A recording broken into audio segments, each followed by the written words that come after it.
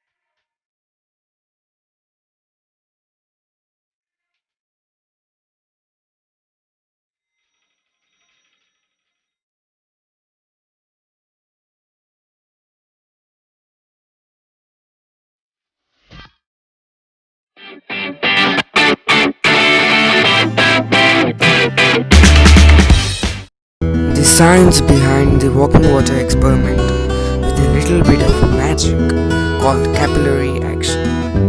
The tissue paper is made from fibers and the water is able to travel through the gaps in the fibers.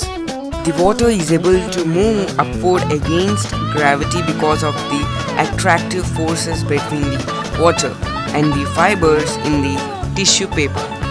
Later I will be showing another experiment on the capillary action.